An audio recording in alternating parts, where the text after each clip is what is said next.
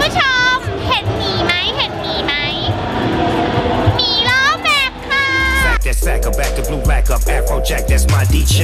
So we gon' continue to do what we does all around the world for real, my nigga. คุณผู้ชมคะตอนนี้เราอยู่กับผู้ชายที่เสร็จเร็วที่สุดใช้เวลาเพียง 7.8 วิเร็วที่สุดในประเทศไทยพี่เขาหลักเร็วขนาดนี้หรอพี่แม่หลักอะไรเทียบเร็วเทียบเร็วเทียบเร็วโอเคอยู่นี่แล้วสวัสดีค่ะชื่อพี่อะไรคะชื่อเบนครับทำไมพี่ถึงเสร็จเร็วขนาดนั้นใช่ทำไมพี่เสร็จเร็วแค่ 7.8 วิครับพี่คุณผู้ชมหนูอธิบายก่อนรถคันนี้คือรถที่เร็วใช่เป็นรถดีเซลที่เร็วที่สุดในประเทศไทยผู้ชายคนนี้เคยเหยียบปื๊ด 7.8 วิเท่านั้นเองที่ไหนเหยียบที่ไหนสนามคลอง 5ครับคลอง 5ระยะทางเท่าไหร่คะ402 เมตร402 เมตรสถิติที่สุดเลยของประเทศนี้เลยใช่ไหมก็เป็นดีเซล4 สูบที่เร็วสุดในโลกโอ้ยไปโลกทางอเมริกาได้รายการที่อเมริกา NSRD รถตัวนี้ไปวิ่งที่อเมริกาไปวิ่งโชว์มาแล้วด้วยคุณผู้ชมเห็นไหมล่ะหนูบอกแล้วรถคันนี้นี่จากร้านอะไรอะคะทำจากช่างเบิร์ดหลัก 5ครับช่างเบิร์ดหลัก 5หน้าเขาหน้าผู้ชายคนนู้นคือคนทำส่วนหน้าผู้ชายคนนี้คือคนเหยียบโอเคนะขอบคุณมากค่ะเห็นทั้งคนทำแล้วคนเหยียบเรียบร้อยแล้วนะเจอเขาก็ทักเขาเลยอ้าวคนนี้นี่ที่เสร็จเลยที่เร็วที่สุดที่7 วิ7.8 วิ That sack of back and blue rack up Afrojack, that's my DJ. So we gon' continue to do what we does all around the world for real, my nigga. We be fucking it up. คันนี้นี่เราเดินผ่านไปไม่ได้เลยนะคะคุณผู้ชมค่ะใช่ค่ะพี่บอกว่ามูลค่าถึง2 ล้านเฉพาะเครื่องกับเกียร์เลยแต่ค่ะคุณผู้ชมค่ะคันนี้เนี่ยเป็นรถที่ติดแบบทวินเทอร์โบดีเซลคันแรกของประเทศไทยแล้วก็เกียร์เป็นของลิเบอร์ตี้ค่ะใช่แล้วค่ะเฉพาะเทอร์โบเฉพาะเครื่องกับเกียร์2 ล้านไม่รวมอะไรเลยยังไม่รวมชุดแต่งอื่นไม่รวมรถไม่รวมอะไรเลยนะสุดยอดคันนี้ผ่านไปไม่ได้ต้องไปนั่งดูกัน2 ล้านจากร้านอะไรนะขายเขาหน่อยจะไม่ได้แล้วเดี๋ยวคนรอบอะไรมอเจริญท่อไอเสียไปดูเขาหน่อย It's a party up in here and if you don't know and if you didn't come to party then you gotta go hands up in the sky wave them round from side to side got you feeling how you เดี๋ยวคันนี้นี่เครื่องอยู่นี่แต่โครงอยู่นู่นฝากระโปรงเนาะมันไม่ใช่ฝากระโปรงอ้าวตัวอะไรอย่างพี่แป้งออกไป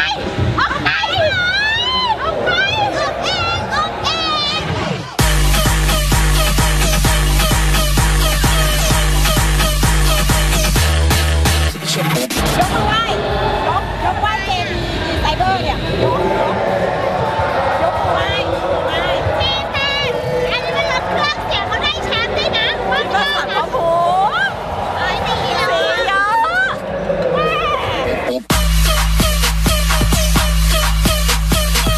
คุณผู้ชมคะอยู่ที่มาค่ะเลขเข้ามาพูดอ้าวพายของเราเขาบอกว่าแจกฟรีหยิบได้เลยเอาไปเลยค่ะสมนาคุณจากอ้าวพายค่ะสปอนเซอร์ของเราไม่ใช่เก็บก่อนสาระบ้างตอนนี้เราอยู่ที่บูธอ้าวพายใช่แล้วค่ะซึ่งในงานนี้เขามาจัดของค่ะซึ่งในงานนี้ค่ะเขาก็มีสินค้าจากอ้าวพายหลากหลายรุ่นหลากหลายแบรนด์มาจัดเซลล์กันคุณผู้ชมโปรโมชั่นถูกมากเรียกว่าถูกมากลดราคากันเยอะมากบูธไม่ใช่เล็กๆนะบูธเลยใหญ่มากค่ะเราไปดูบูธต่อไปกันดีกว่าด้วย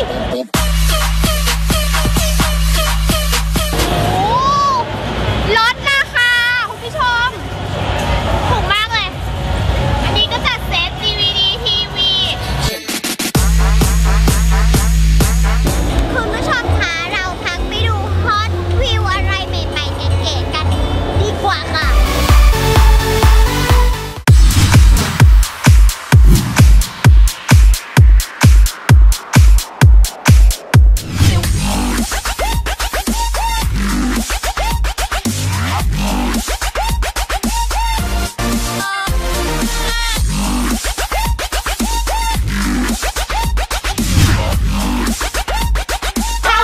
ช่วงฮอตพิวกันอีกแล้วค่ะคุณผู้ชมสวัสดีค่ะยายกาว สวัสดีครับ สวัสดีค่ะ สวัสดีครับท่านผู้ชมครับผม ยายกาว ครับผม วันนี้มีฮอตพิวอะไรมาให้พวกหนูรู้จักกันอีกคะเนี่ย อันนี้แหละครับผมที่เราจะเรียกว่าชุดค้ำน้องๆเล่นรถน้องๆทราบไหมครับว่าชุดค้ำเนี่ยมันเป็นอย่างไร แล้วผลดีข้อดีข้อเสียอย่างไร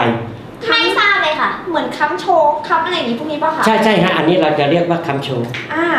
แต่ว่าทำไมมันดูมีหลายรูปแบบเลย นะคะ ในรถหนึ่งคันเนี่ยนะครับผม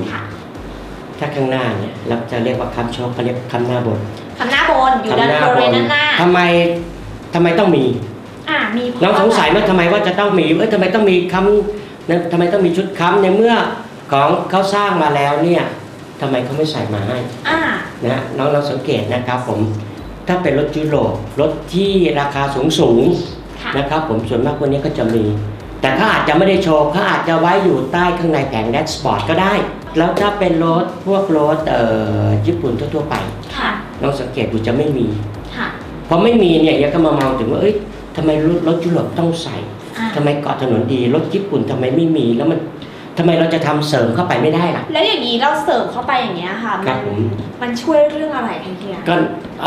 น้องนึกภาพตามนี้สมมติตอนนี้เป็นค้ำหน้าบนถ้ารถเนี่ยถ้ามีการตกหลุมนะตกหลุมไหมถ้าตกหลุมหนึ่งข้างหรือมีการอย่างนี้ศูนย์จะหายไปไหมครับ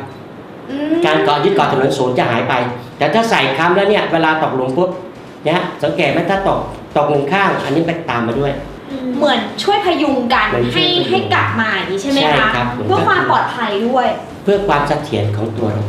เพื่อความเสถียรของตัวรถเพื่อความเสถียรของตัวรถครับผมโอ้เห็น3อันนี้ค่ะอันไหนคือค้ำหน้าเหรอคะเนี่ยอันนี้จะเป็นค้ำหน้าบนตัวนี้เลย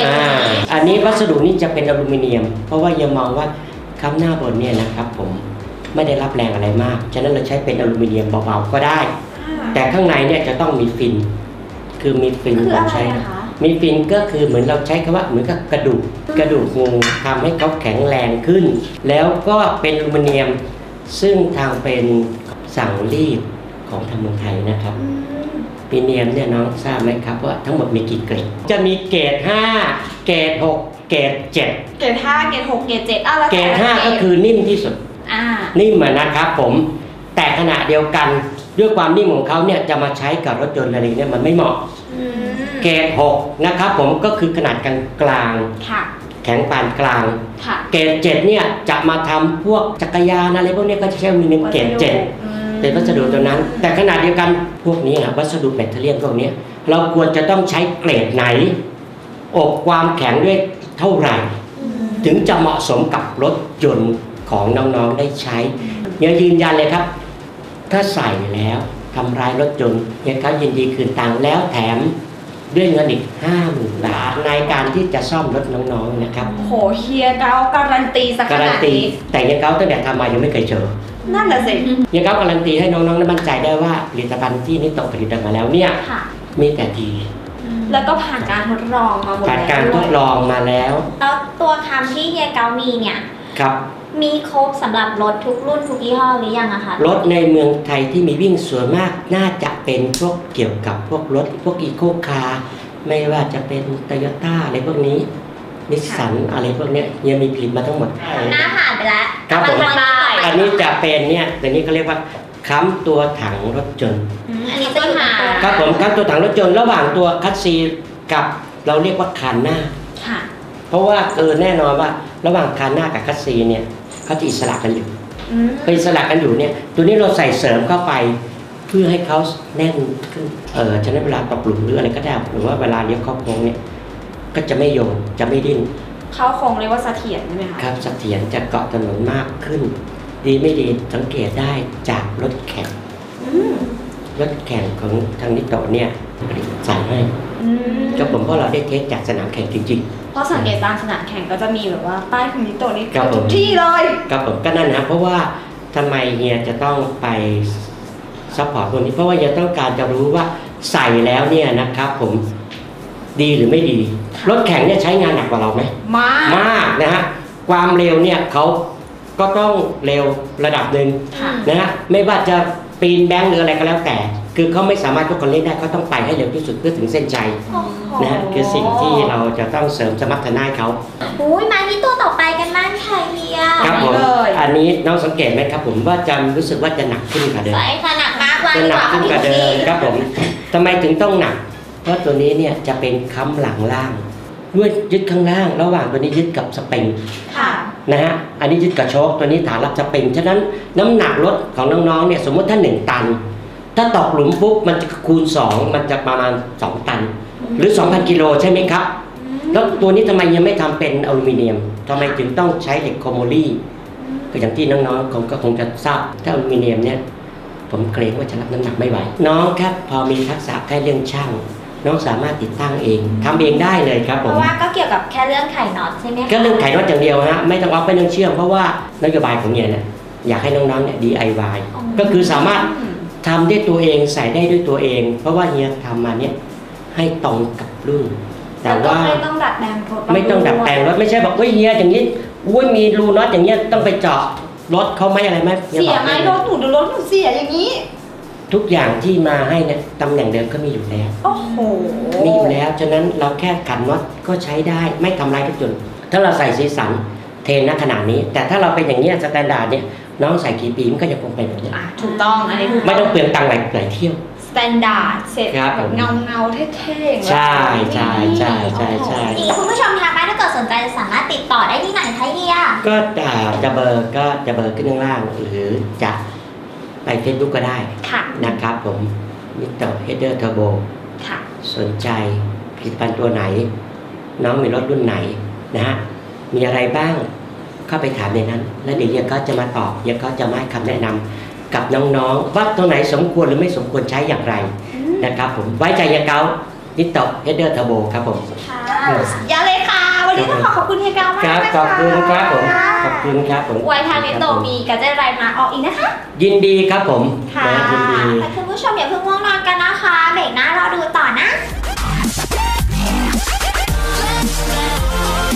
คนเนี้ยกินสลีนว้าว ส่วนคนนี้ไม่ได้กินสลีนอ่ะ